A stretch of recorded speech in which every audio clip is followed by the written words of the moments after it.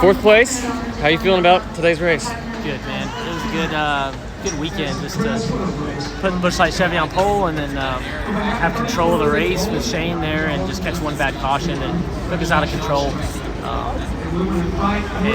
That wasn't any of our fault. And then I did make a driver error to let the 77 get back by me there with like 25 to go, and that took us off the front row for the last couple of restarts. So at that point, I was just a pusher and trying to help my row move ahead.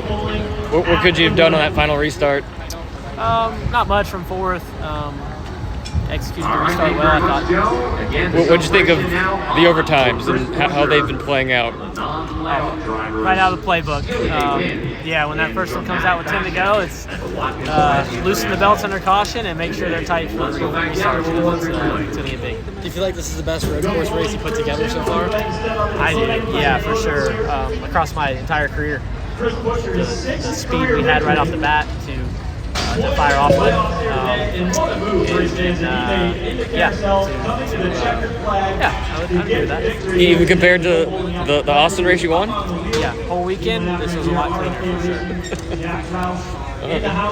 Thanks. That was disappointing, but ultimately, if you would have told me that I'm going to come out in here with gaining on the points of the cutoff line, I would have taken it. So it wasn't pretty how we got there, but we got there, and now we can go to Bristol and relax a little bit more. I mean, if I told you were going to spin twice and gain points, would you thought I was crazy? I mean, honestly, the spins, they don't really bother me. I mean, it's road course racing. We see people get into each other all the time, but it's just the lack of performance that we had today at one of our best road course races. That's what is frustrating, and I mean, this is, there's not another place out there like it, so it's not too concerning, but it's disappointing.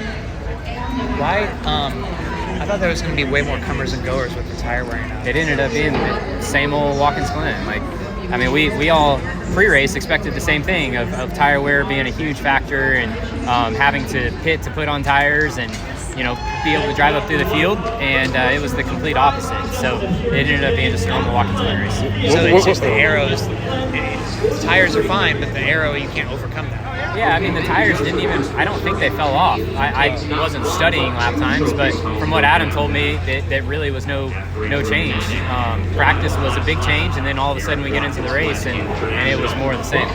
Well, when did you realize that the fall off wasn't going to be happening? It was stage one, and then we saw those guys, who, and myself included, we jumped the stage, and the guys who did not jump the stage, they couldn't get back up through there. So it was a track position race once again. This is Custom Patch Hats. But what makes us custom? Well, that actually begins with you. We're just bringing your unique vision to life. No knockoffs, no lookalikes.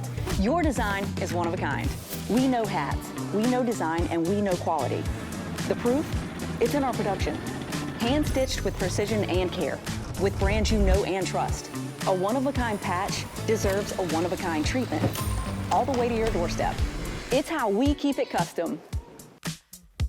Steven Stump of Frontstretch.com here. Come back for more great racing videos, and if you like us, don't forget to hit that subscribe button.